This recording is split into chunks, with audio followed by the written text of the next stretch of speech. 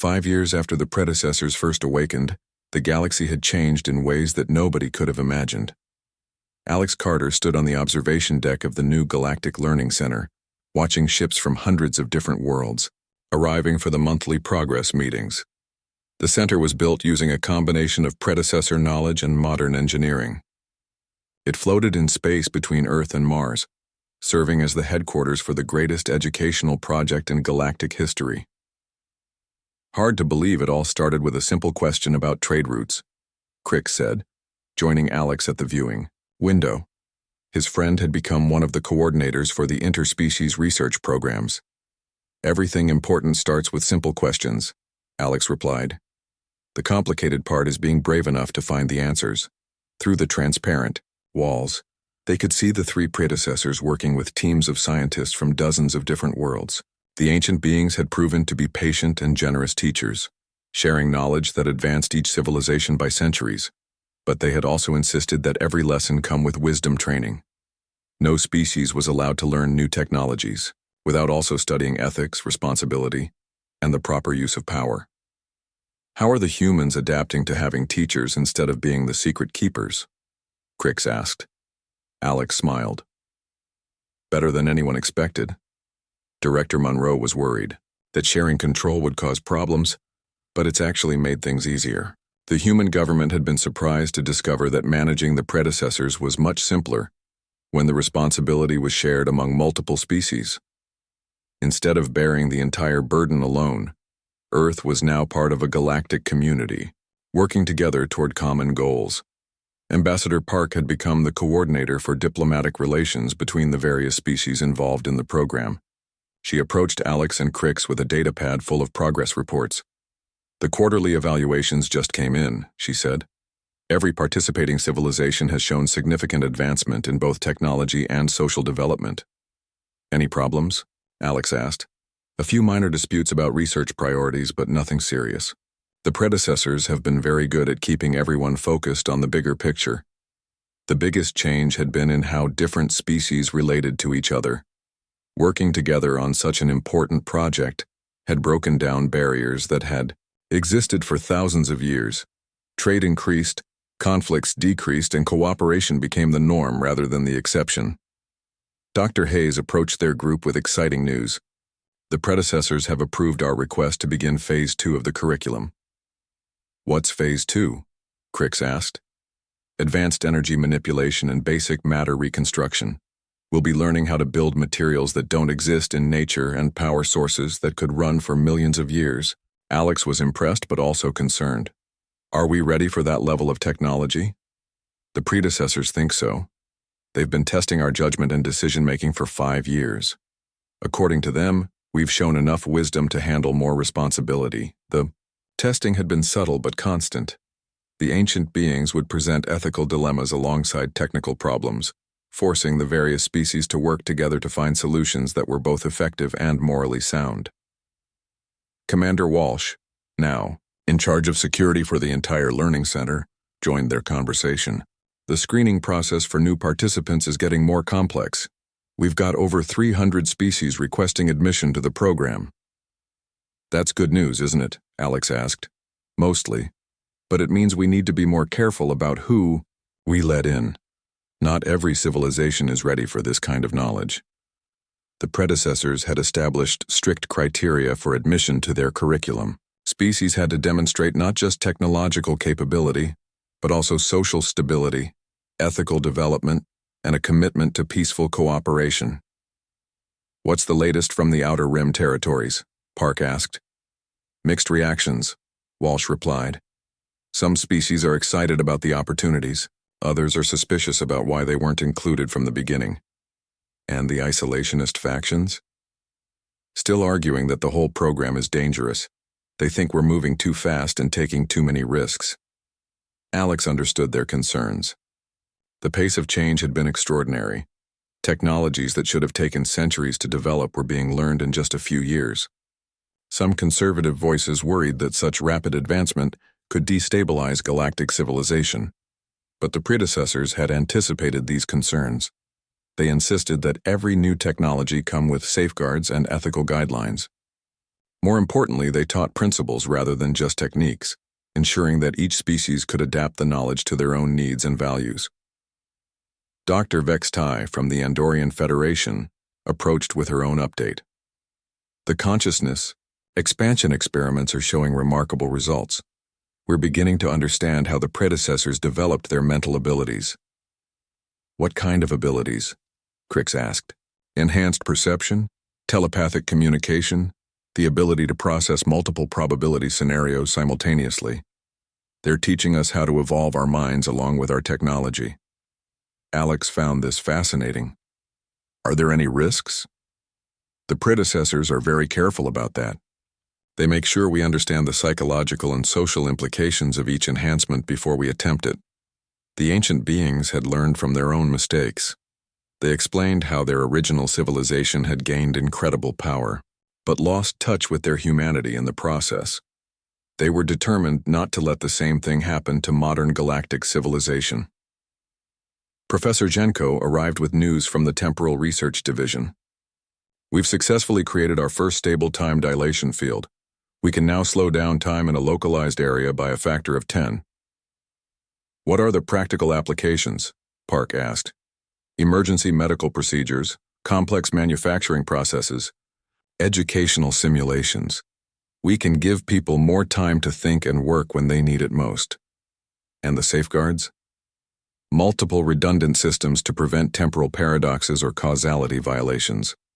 The predecessors were very specific about the dangers of time manipulation. As the day progressed, Alex listened to reports from dozens of different research teams. Advances in medicine that could extend lifespans indefinitely. Transportation systems that could move ships between galaxies in minutes. Communication networks that could connect every intelligent being in the universe. But along with each technological marvel came extensive training in responsibility and ethics.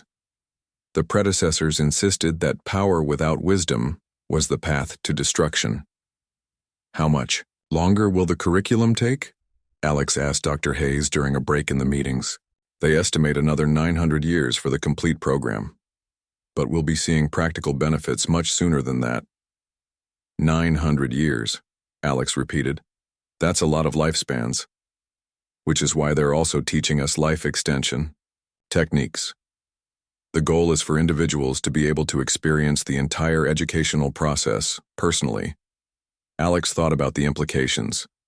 Living for 1,000 years, learning from beings who had existed for millions, becoming part of a galactic civilization that would eventually possess godlike powers. Are you excited or terrified? Crix asked, reading his expression. Both, Alex admitted. This is bigger than anything our species have ever attempted. As the meetings concluded, the three predecessors gathered in the main auditorium to address all the participants. Alex joined the crowd of scientists, diplomats, and researchers from across the galaxy. You have made excellent progress, the first predecessor said, its voice carrying clearly through the vast space. 5 years ago, you were separate civilizations with limited trust and cooperation. Today, you work together as a true galactic community. But remember, the second predecessor added, this is just the beginning. The knowledge we're sharing with you will eventually give you the power to create universes, to travel between dimensions, to reshape reality itself. Such power must be earned through wisdom, the third predecessor concluded. Every lesson you learn, every technology you master, every ability you develop must be balanced with understanding, compassion, and humility. The audience listened in respectful silence. Everyone understood the magnitude of what they were undertaking. Questions? The first predecessor asked. Alex found himself standing up. What happens when the curriculum is complete, when we've learned everything you can? Teach us? The three ancient beings smiled. Then you become the teachers. You'll guide the next civilizations that emerge, just as we're guiding you now. And you? Will finally be able to rest. Our long vigil will be over, knowing that the galaxy is in capable hands.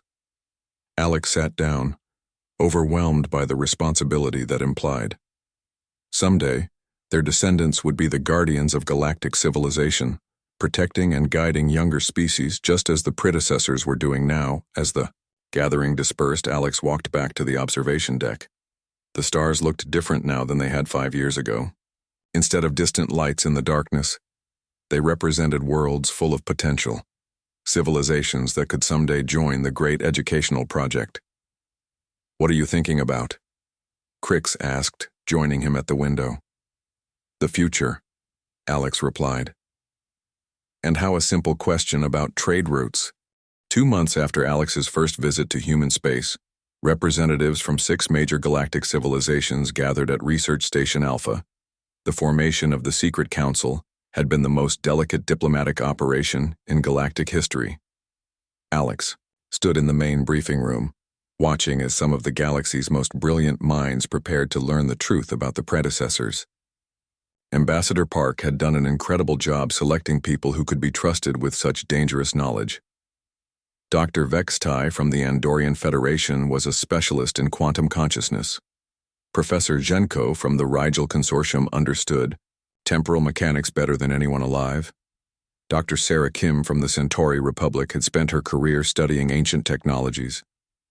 "Ladies and gentlemen," Director Monroe addressed the group, "what you're about to see will change your understanding of the universe forever."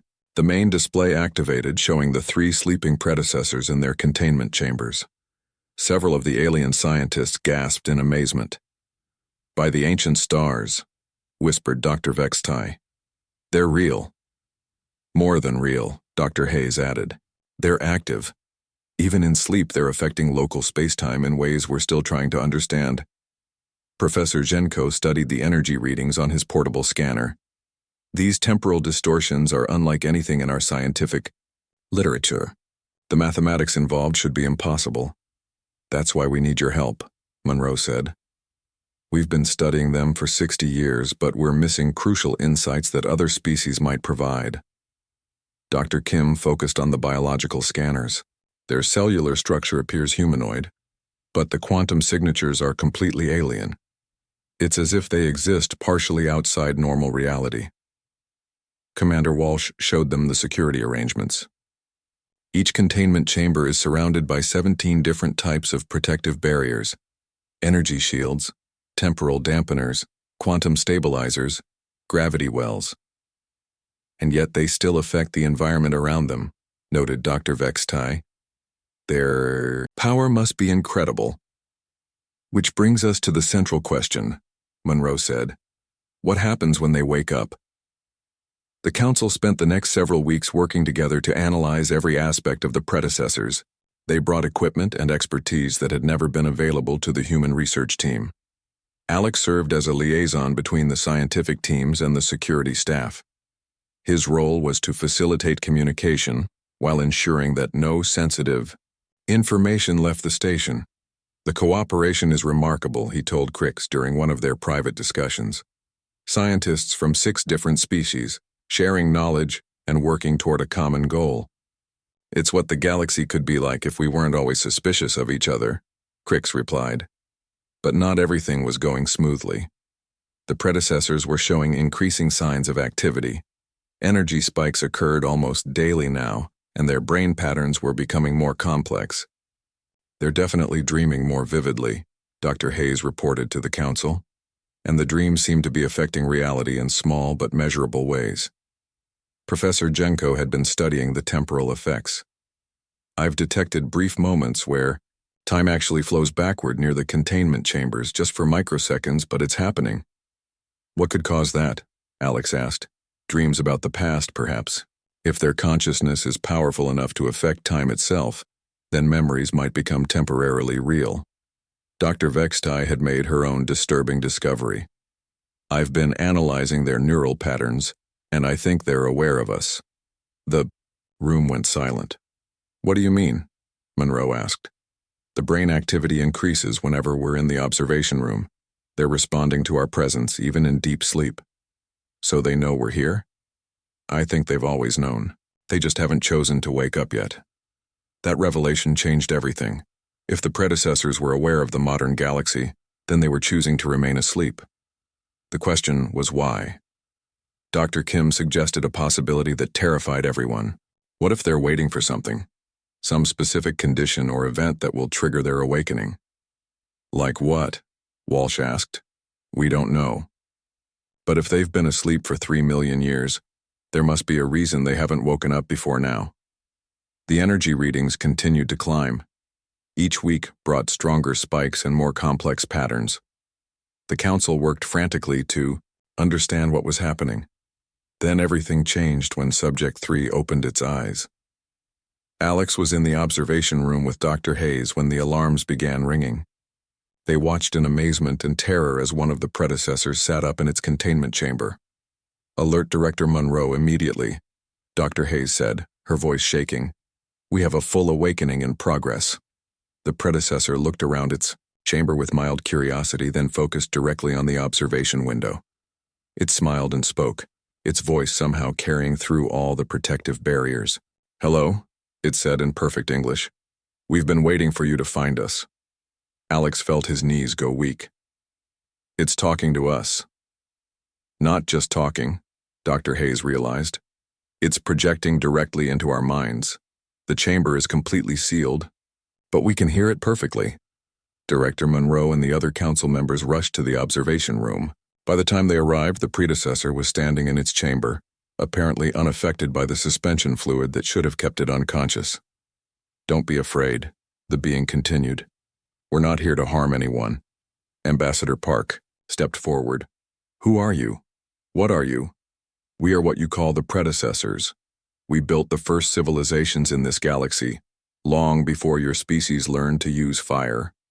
Professor Genko checked his instruments frantically. The temporal readings are off the charts. Reality itself is fluctuating around that chamber. Why have you been sleeping? Monroe asked. The predecessor's expression became sad. Because we grew too powerful. We could reshape matter, travel between dimensions, even manipulate time itself. But we forgot how to be mortal. So you chose to sleep? We chose to wait. To see if younger species could find a better path than we did. Alex found the courage to speak. A better path to what? To godhood, the predecessor replied. Power without wisdom leads to destruction. We learned that too late. The other two predecessors were beginning to stir. Their eyes opened simultaneously and they sat up in their chambers. For 3 million years we've slept and planned, the first being continued. We've designed a curriculum that will take your civilizations 1,000 years to complete. A curriculum for what? Dr. Vextai asked. For becoming what we never could. Gods who remember how to be mortal. Beings with infinite power who choose to use it wisely. Commander Walsh activated emergency protocols. All security teams to containment level. This is not a drill, but the predecessor held up a hand. That won't be necessary, Commander. We're not prisoners and we're not planning to escape. Then what are you planning? Monroe demanded. To teach, if you're willing to learn. Dr. Kim stepped closer to the observation window. What would you teach us? Everything. The secrets of matter and energy, the nature of time and space, how to travel between galaxies in an instant, how to create life itself. And in return? Alex asked, sensing there had to be a price. You prove that you can handle such knowledge responsibly, that you won't make the same mistakes we did. The three predecessors stood together, and suddenly the room was filled with impossible visions. Images of cities that floated through space, ships that could travel between galaxies, worlds where different species lived in perfect harmony. This is what you could become, the first predecessor said. But only if you learn wisdom along with power. Dr. Hayes managed to find her voice. What kind of wisdom? The wisdom to know when not to use your abilities. The strength to remain mortal even when you could become gods. The courage to protect rather than conquer. Ambassador Park asked the question everyone was thinking. What if we refuse? What if we're not ready for this responsibility? The predecessor smiled gently. Then we'll go back to sleep and wait for the next civilization to find us. We've waited 3 million years. We can wait 3 million more. But you'd prefer not to wait, Alex observed. We've been watching your species through your dreams and hopes. You've shown remarkable promise. The way you've worked together on this project despite your differences gives us hope. Director Monroe realized what was happening. You've been testing us. The secrecy, the cooperation, all of it. The test began the moment you found us. How would you handle the discovery? Would you fight over us? Would you try to exploit us? Or would you protect the galaxy from knowledge it wasn't ready to handle? And we passed the test? Dr. Vextai asked. You're still taking it, but so far you've done well. Professor Jenko looked at the temporal readings. What happens now? Now you decide. Are you ready to begin the greatest education in galactic history? Are you prepared to spend the next 1,000 years learning how to become beings worthy of ultimate power? The council members looked at each other.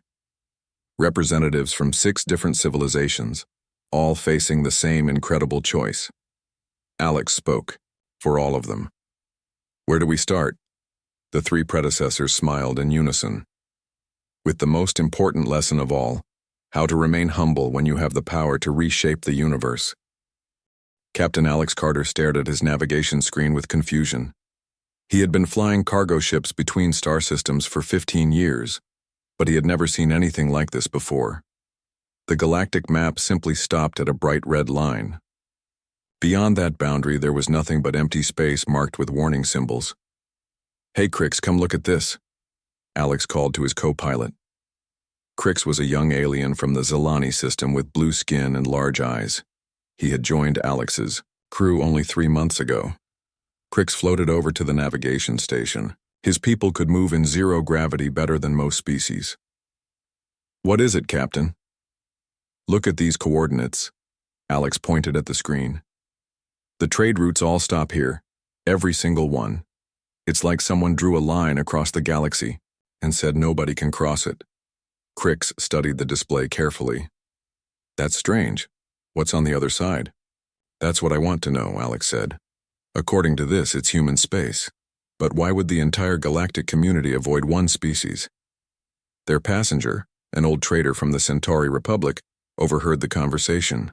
His name was Grek, and he had been traveling between star systems for over 40 years. He walked over to them with a serious expression on his wrinkled face. You don't ask about human space, Grek said quietly. That's the first rule every trader learns. Alex looked surprised. Why not? Are they dangerous? Nobody knows, Grek replied. And that's exactly why you don't ask. Alex had heard stories about humans before. They were a relatively young species that had joined the galactic community about 60 years ago. Most aliens described them as friendly but secretive. Human traders occasionally visited other worlds, but they never invited anyone to visit their territory. There has to be a logical explanation, Alex said. Maybe they have diseases that could harm other species. Or perhaps their worlds are too dangerous for visitors. Grek shook his head. I've been trading for 4 decades, boy. I've seen species that live in poisonous atmospheres, worlds covered in lava, and creatures that could eat a spaceship for breakfast. But I've never seen anything like the human boundary. Crix pulled up more detailed information on his computer. Look at this, Captain. The boundary isn't just empty space.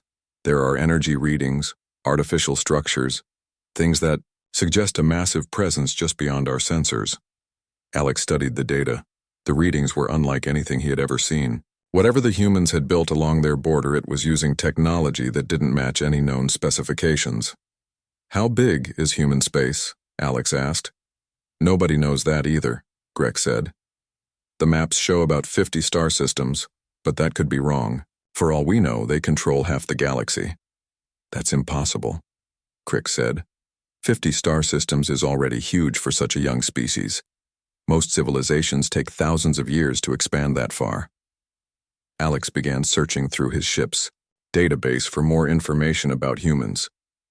What he found made the mystery even deeper. According to the records, humans had made first contact with the galactic community 60 years ago. At that time, they were described as a primitive species with basic space travel technology. But within just a few years, they had developed faster-than-light communication, advanced energy shields, and weapons that impressed even the oldest civilizations. This doesn't make sense, Alex said, showing the data to his companions. Look at this timeline. In 2387, humans had crude chemical rockets. By 2394, they were building starships that could outrun anything in the galaxy.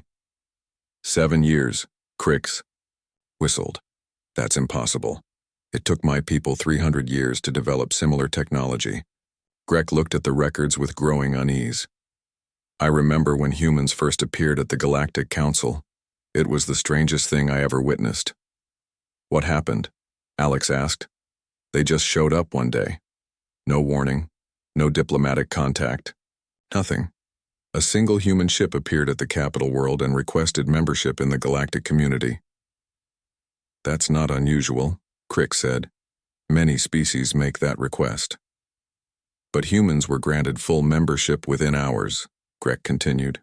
No probationary period, no technology sharing requirements, no security checks. Nothing like that had ever happened before. Alex felt a chill run down his spine. They were given immediate membership? Why? Nobody knows. The council meeting was held in secret. When it was over, humans were full members of the galactic community with all the rights and privileges that normally take centuries to earn. Crix pulled up the official records of that meeting.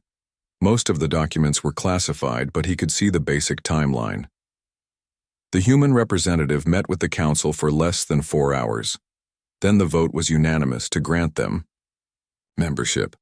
What could they have shown the council in 4 hours? Alex wondered. Something that scared them, Greg said quietly. Something that made every species in the galaxy decide it was better to have humans as allies than as enemies.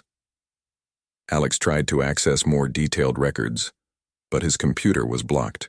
At every turn, information about the human membership vote was restricted to the highest levels of galactic government. I've got an idea, Alex said.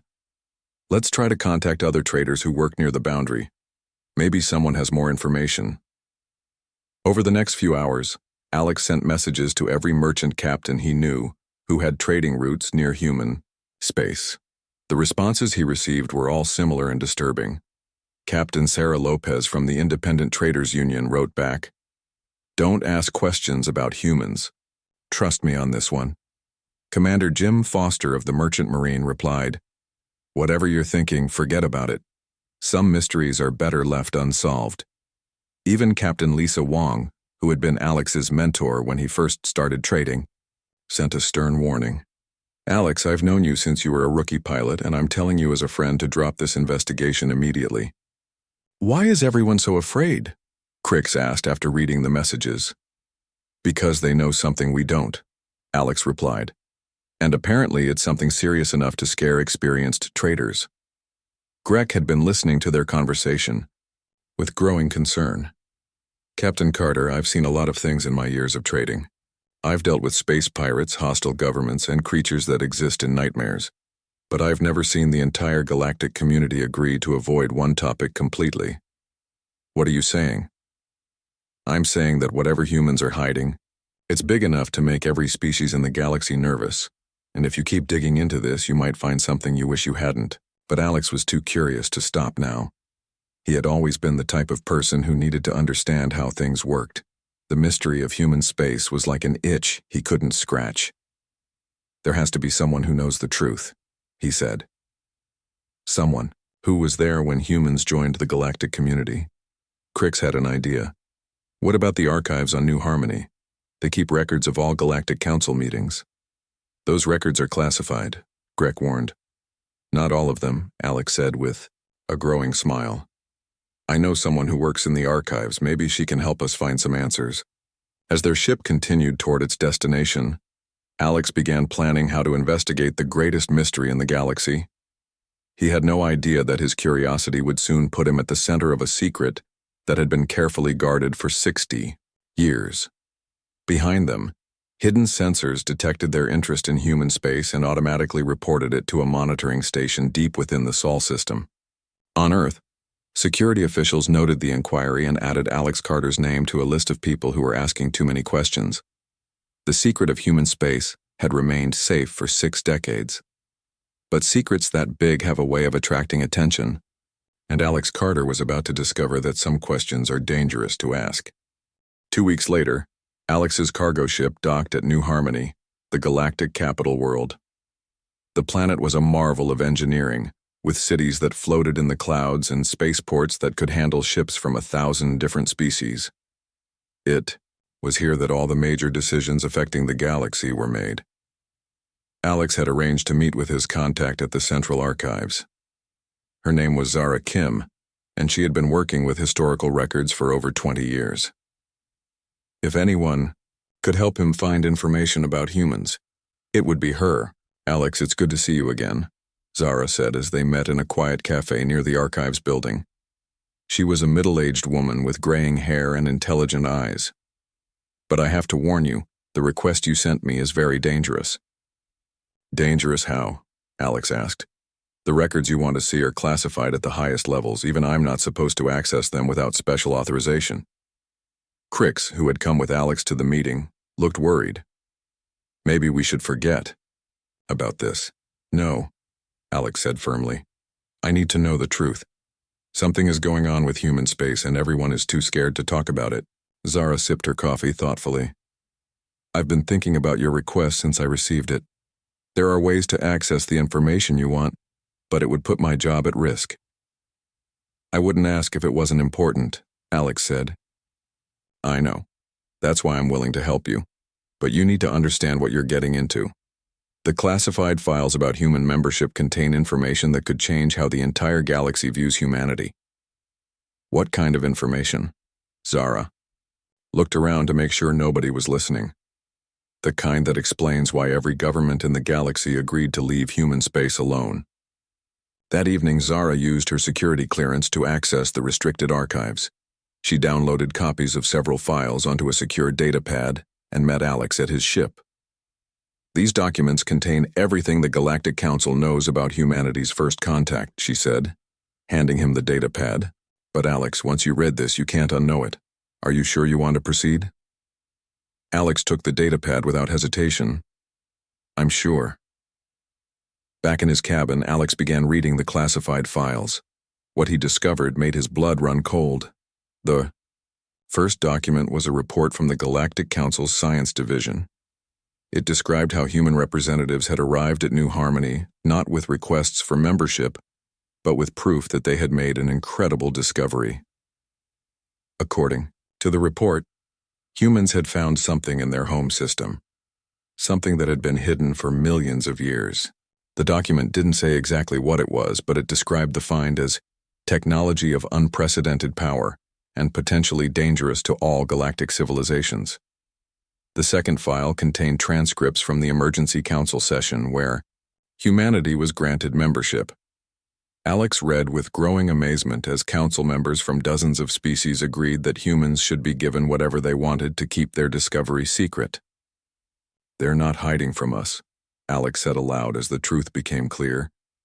"They're hiding something from us." The third document was the most shocking of all. It was a security assessment that described what would happen if the human discovery became public knowledge. According to the report, every major civilization in the galaxy would immediately go to war to gain control of whatever humans had found. The potential for galactic conflict is estimated at 97%, the document stated. Recommendation: grant human demands for territorial isolation to prevent catastrophic war. Alex sat back in his chair, overwhelmed by what he had learned. Humans weren't being secretive because they were hostile or dangerous. They were protecting something so valuable that it could destroy the peace of the entire galaxy. But what had they found? The files didn't provide that answer. They only confirmed that whatever it was important enough to reshape galactic politics overnight. Crix entered the cabin just as Alex finished reading. "Captain, you look like you've seen a ghost."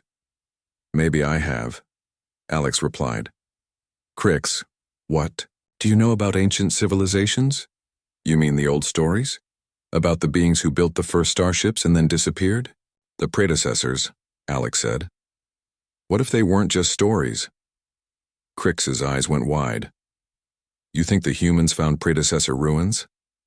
"I think they found something much more important than ruins."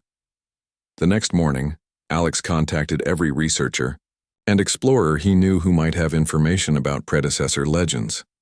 Most dismissed his questions as fantasy, but a few provided interesting leads.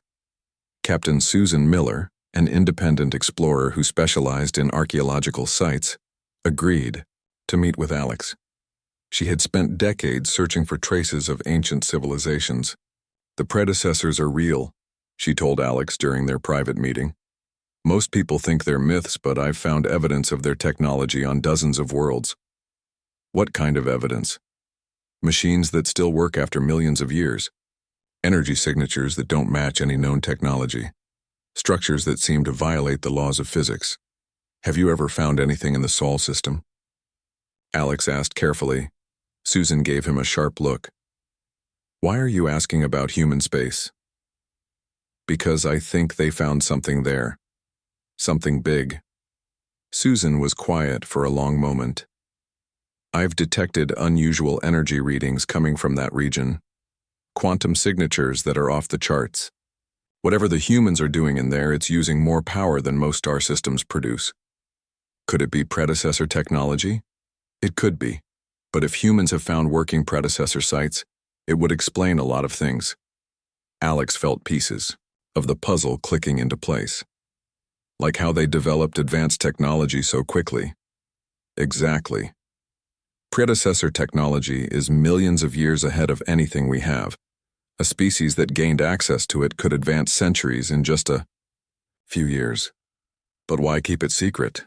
Susan's expression became grim. "Because predecessor technology is incredibly dangerous. The legends say they disappeared because their own creations became too powerful to control." Alex spent the next several days reaching out to other experts. Slowly, a picture began to emerge of what humans might be hiding. Dr. Wayne Foster, AEE, physicist who studied exotic energy sources, told him about detecting strange quantum fluctuations near human space. "It's like reality itself is being manipulated in that region," he said. Professor Linda Chen, an expert on galactic history, shared ancient texts that described beings of incredible power who had once ruled the galaxy. "The stories all end the same way," she said. "The predecessors gained too much power and had to remove themselves from the universe to prevent its destruction." Captain Ryan Cooper, a smuggler who worked the Outer Rim territories, had his own theory. "I've been watching the human boundary for 20 years, he told Alex during a secret meeting. "Ships go in regularly, but they're not cargo vessels or passenger transports. They're research ships and military vessels. What do you think they're researching? Something that requires a lot of security and complete isolation. Whatever it is, they're spending enormous resources to study it." Dr. Carol Hayes, a xenobiologist who had tried for years to get permission to study human space, offered another perspective. "I've analyzed the energy signatures coming from that region," she said. "They're not just technological. There are biological components to those readings." "Biological how?" "Life signs. Complex, organized, but unlike anything I've ever seen. It's as if there are beings in human space that don't match any known biology." "Living predecessors?" Alex asked. Carol's eyes widened. "That would explain everything. The secrecy, the energy readings, the biological signatures. If humans found living predecessors, it would be the discovery of the millennium." By the end of the week, Alex had assembled enough evidence to support his theory.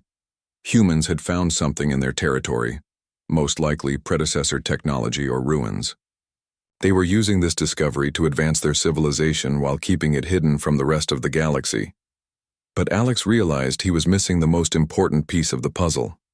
What exactly had humans found, and why was it so dangerous that the entire galactic community agreed to leave them alone? The answer to that question would require getting much closer to human space than any alien had gone in 60 years.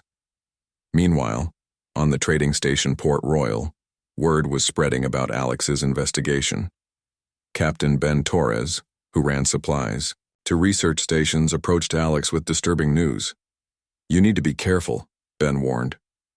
"There are people asking questions about you. Government types who don't usually hang around trading posts." "What kind of questions?" "About your ship, your crew, where you've been traveling. Someone is very interested in your recent activities." Alex felt a chill. How many people? I've seen at least 3 different groups. One looked like Galactic Council security. Another might have been from the Centauri Intelligence Service. The third group I didn't recognize, but they had that professional look that screams classified operations. Crix joined the conversation. Captain, maybe we should stop investigating and go back to regular cargo runs. It's too late for that, Alex replied. We already know too much. The question is what we do with that knowledge. Alex knew that getting information about human space from the outside would only take him so far. If he really wanted to understand what humanity was hiding, he would need to find someone who had actually been there. That led him to search for the one group of people who had regular contact with humans, the diplomatic corps.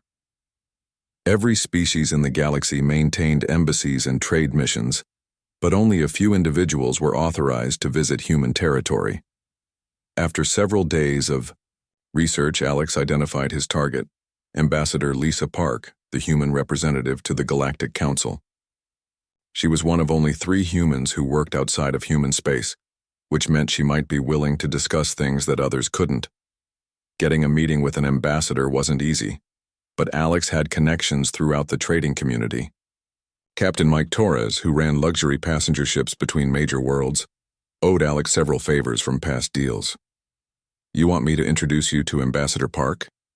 Mike asked when Alex contacted him. That's a strange request, even for you. I need to ask her some questions about human trade policy, Alex said, which was technically true. She doesn't usually meet with cargo captains. Tell her I have information about unusual activity near the boundary zones. That should get her attention. It worked. 3 days later, Alex found himself in the human embassy on New Harmony, sitting across from Ambassador Lisa Park in her private office. Lisa was a woman in her 40s with sharp eyes and careful mannerisms. She had the look of someone who was used to keeping secrets. Captain Carter, she said, my assistant told me you have information about boundary zone activity. What exactly have you observed? Alex decided to be direct. I've observed that every trader in the galaxy is afraid to talk about human space. I've discovered that your people were granted galactic membership under very unusual circumstances. And I found evidence that you're hiding something important enough to reshape galactic politics. Lisa's expression didn't change, but Alex noticed her hand move slightly toward a communication device on her desk. Those are serious accusations, Captain. They're not accusations. They're observations.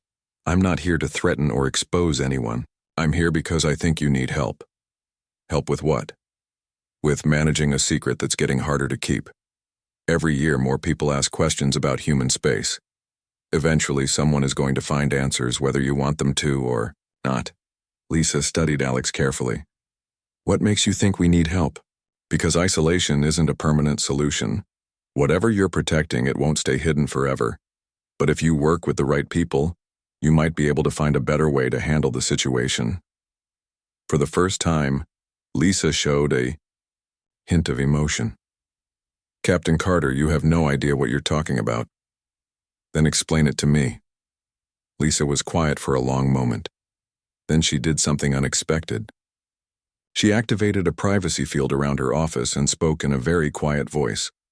What I'm about to tell you is classified at levels you can't imagine. If you repeat any of this, you will disappear, and nobody will ever find your body. Alex felt a chill but nodded for her to continue. 60 years ago, human explorers found something in our home system, something that had been hidden for millions of years. We're not protecting technology or weapons or anything that simple. What then? We're protecting them. The beings who built the first civilizations. The ones you call the predecessors. Alex felt the room spin around him. You found living predecessors? 3 of them in suspended animation in a hidden facility. They've been sleeping for over 3 million years. And they're still alive? As far as we can tell. Our scientists have been studying them for 6 decades, trying to understand what they are and what they're capable of. Alex struggled to process this information. That's why you were granted immediate membership. The council was afraid of what you'd found. Terrified, Lisa corrected. Every species in the galaxy has legends about the predecessors, beings with the power to reshape reality. to travel between dimensions, to destroy entire star systems with a thought. But they're sleeping, for now. But our monitoring equipment has detected signs that they might be starting to dream. And we have no idea what will happen if they wake up. Alex sat back in his chair, overwhelmed. So human space is really a prison. It's a containment zone. We're not hiding from the galaxy. We're protecting it from something that could destroy all of civilization. How many people know about this? On Earth, maybe 50 individuals. In the rest of the galaxy, only the highest levels of government. And now you. Alex realized the enormous responsibility that had just been placed on him. Why are you telling me this? Because you're right about one thing. The secret is getting harder to keep. More people are asking questions every year, and our current approach isn't sustainable. What's the alternative? Lisa leaned forward. That's what we're trying to figure out. We can't keep the predecessors hidden forever, but we can't let their existence become public knowledge either. What happens if they wake up? We don't know. Our computer models suggest they would be able to manipulate matter at the quantum level. They might not even notice if they accidentally destroyed our solar system while stretching. Alex thought about everything he had learned. Have you tried communicating with them? We've considered it, but the risks are too great. What if talking to them causes them to wake up? What if they're hostile? What if they decide that current galactic civilization is something that needs to be corrected? But you can't study them properly while they're sleeping. Exactly. We're stuck in an impossible situation. We can't learn enough to understand them while they're dormant, but we're afraid to do anything that might wake them up. Alex had an idea. What if you weren't doing this alone? What if other species could help with the research? Absolutely not. The more people who know about this, the greater the risk of something going wrong. But you said yourself that the current approach isn't working. Maybe it's time to try something different. Lisa shook her head. Captain Carter, I appreciate your concern, but this situation is far too dangerous for amateur involvement. I'm not talking about amateurs, I'm talking about the best scientists and researchers from every major civilization, people who understand the stakes and can be trusted to work carefully. It's still too risky. Alex stood up to leave. Then you'll keep them hidden until someone finds them by accident. And when that happens, you won't have any control over who discovers them or what they do with that knowledge. As Alex walked toward the door, Lisa called after him. Captain Carter, what would you do if you were in my position? Alex turned back. I'd find people I could trust and ask for their help, because some problems are too big for any one species to handle alone. After Alex left, Lisa sat in her office thinking about their conversation.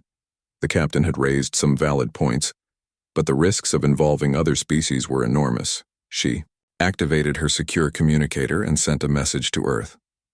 Director Monroe, I need to report a potential security breach, and I think we need to consider some new options for managing our situation. The response came back quickly. Explain. Lisa spent the next hour writing a detailed report about her conversation with Alex Carter. She included her assessment that keeping the predecessor's secret was becoming increasingly difficult. When she finished, she added a personal recommendation. We should consider forming a small secret council of representatives from major civilizations. They could assist with research while maintaining security protocols. She sent the message and waited for a response. What came back surprised her. Report to Earth immediately for full briefing. Bring Captain Carter with you. Lisa stared at the message. In 60 years of managing the predecessor secret, Earth had never invited an outsider to visit human space. Either the situation was getting much more serious, or her superiors were about to make a very dangerous decision. Lisa contacted Alex at his ship. Captain Carter, how would you like to see what we're really hiding? Alex felt his heart race.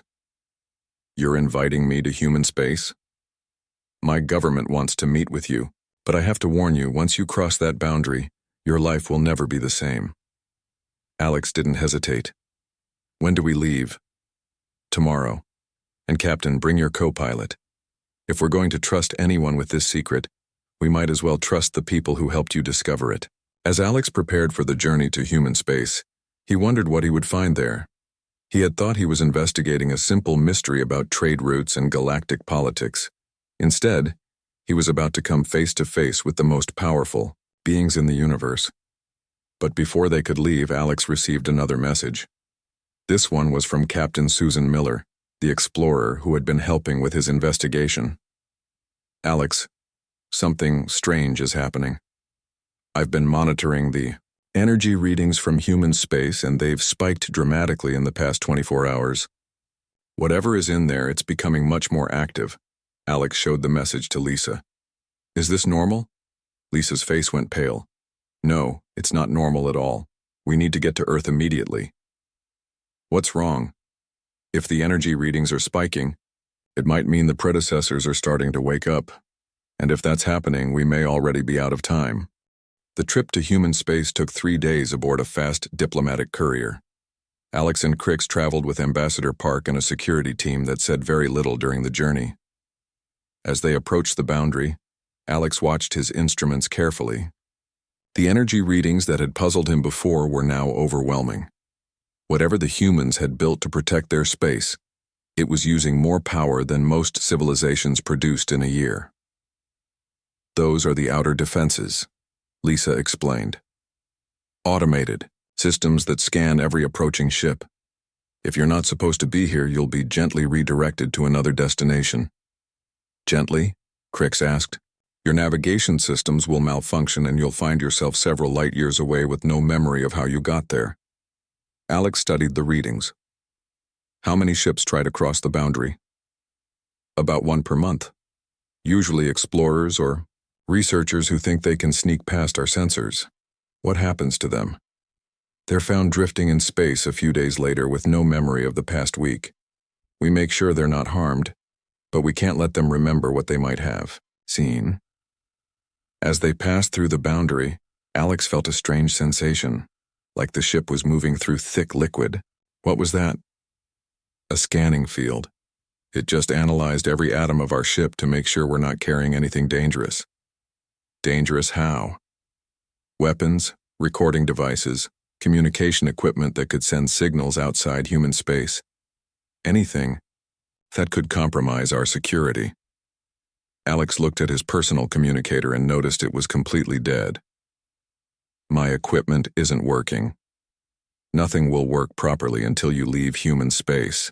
We can't risk anyone sending information about what they see here. The journey continued for several more hours. Alex was amazed by what he observed. Human space wasn't just heavily defended, it was completely transformed. Artificial structures floated between planets. Energy fields connected distant moons. Technology that seemed to ignore the laws of physics kept massive installations in stable orbits. How long did it take to build all this? Alex asked. Most of it was already here when we found it, Lisa replied. We just learned how to operate and maintain the existing systems. Predecessor technology? Some of it. Other parts we've built using principles we learned from studying their equipment. They finally arrived at their destination, a massive space station orbiting a moon of Jupiter. The station was clearly built using a combination of human and alien technology. Parts of it looked familiar, but other sections defied easy understanding.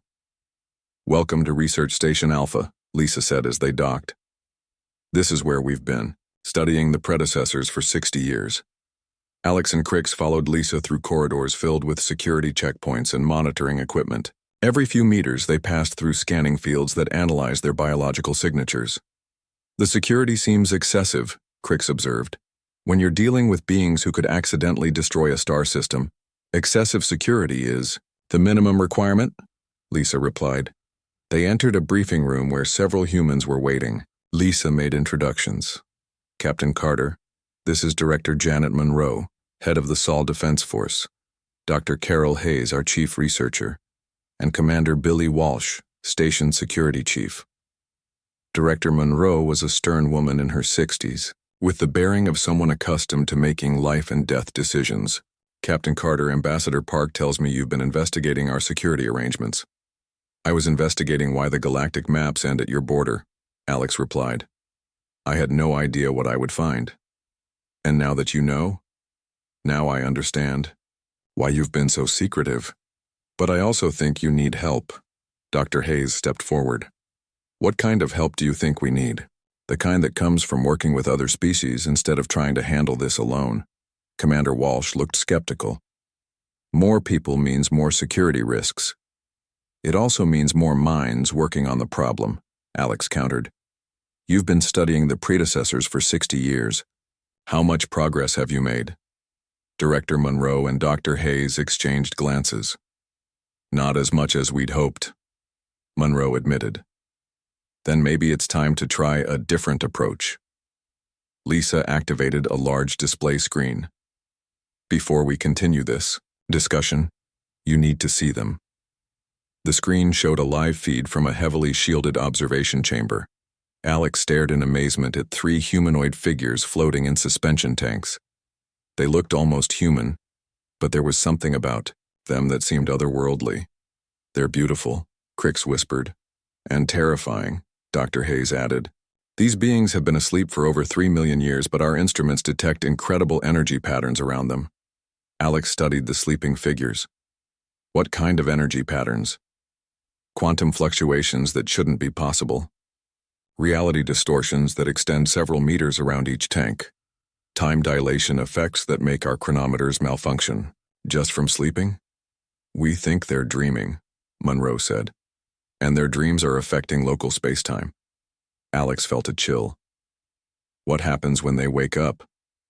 We don't know, Dr. Hayes admitted. Our computer models suggest they could reshape matter at the subatomic level. They might be able to travel between dimensions, manipulate gravity, even alter the flow of time. Basically, they would be gods, Commander Walsh said grimly, which is why we can't let anyone else know about them, Monroe added. If this information became public, every species in the galaxy would want access to them. Some would worship them, Lisa said. Others would try to capture and study them. Most would probably fight wars over them. Alex nodded slowly. I understand the problem, but keeping them secret forever isn't a solution either. What do you suggest? Monroe asked. A council, representatives from the major civilizations all sworn to secrecy. They could help with research while maintaining security. Too risky, Walsh said immediately. Everything is risky at this point, Alex replied. But this gives you the best chance of making real progress while maintaining control. Dr. Hayes looked intrigued. It would be helpful to have xenobiologists and physicists from other species. Different perspectives might lead to new insights. Different perspectives might also lead to security breaches, Monroe countered. Their discussion was interrupted by an alarm. Red lights began flashing throughout the station and an automated voice announced, "Energy spike detected in containment area. All personnel to emergency stations." Dr. Hayes rushed to her instruments. The readings are off the charts. Something is happening in the containment chamber. On the display screen, Alex could see that one of the predecessors was moving slightly in its suspension tank. Its eyes were still closed, but its head was turning slowly from side to side. Is it waking up? Crix asked. We don't think so, Dr. Hayes said, checking her readouts. The brain activity suggests it's still in deep sleep, but the dreams are becoming more vivid. How can you tell? The reality distortions around the tank are strengthening. Local gravity is fluctuating. The quantum field measurements are showing patterns we've never seen before. Alex watched the sleeping being with fascination and growing fear. What does this mean? Director Monroe's expression was grim. It means our time may be running out faster than we thought. The alarms continued for several more minutes before gradually subsiding. The predecessor stopped moving and returned to its previous state of complete stillness. Crisis averted, Dr. Hayes announced. But the energy readings are still elevated. Whatever caused that episode, it's left the subject in a more active state than before. How much more active? Monroe asked. Brain activity is up 30% from baseline. The quantum fluctuations are stronger and more complex. I'd estimate we've moved several months closer to a potential awakening. Alex realized the implications. You're saying that my investigation might have somehow triggered this? We don't know what triggers changes in their sleep patterns, Dr. Hayes said. It could be cosmic radiation, gravitational waves, even something as simple as increased attention from the outside galaxy. Or it could be completely random, Lisa added. We've detected similar episodes before, though none quite this strong. Commander Walsh checked his security monitors. All containment systems are stable, no breach in any of the protective barriers. But we need to consider the possibility that they're becoming more active, Monroe said, which means we need to make some decisions about our long-term strategy. Alex saw his opportunity. Then you need all the help you can get. This is too important for any one species to handle alone. He's right, Dr. Hayes said quietly. If the predecessors are becoming more active, we need to understand them better. And we need to do it quickly. Monroe was quiet for a long moment. Dr. Hayes, what would be the minimum number of outside experts we would need to make a significant difference in our research? Ideally, we'd want specialists in xenobiology, quantum physics, temporal mechanics, and consciousness studies. Maybe 10 or 12 individuals from different species. And the security risks? Manageable if we're careful about selection and monitoring, Commander Walsh said reluctantly. But it would require a complete restructuring of our security protocols. Lisa stepped forward. I could identify potential candidates from the diplomatic community, people who already have high-level security clearances and proven track records of discretion.